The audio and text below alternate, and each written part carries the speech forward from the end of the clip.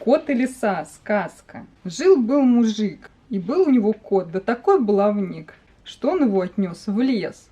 Идет кот, нос повесил, а навстречу ему лиса. Удивилась она невиданному зверю и спрашивает его: «Кто ты такой и как тебя величать?»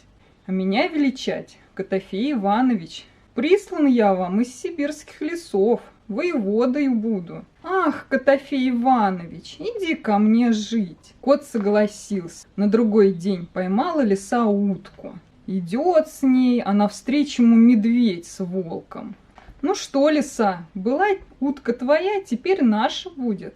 «Я все расскажу Котофею Ивановичу. Он прислан к нам из сибирских лесов воеводою. Вы лучше-ка принесите ему на поклон быка да барана, а то худо придется. Делать нечего, притащил волк барана, а медведь быка, а самим ох, как страшно». И решили они подарки свои у ворот оставить, а самим спрятаться. Медведь на дерево полез, а волк в кустах скрылся. Вышел Котофей, видит, в кустах кто-то шевелится, и подумал, что это мышь. Как прыгнет в кусты, волк испугался и наутек. Медведь с дерева смотрит, волк удирает. Тут с испугу как свалился, как упал с дерева и убежал. С той поры стали звери кота бояться, а лиса с котом стали поживать и добра наживать.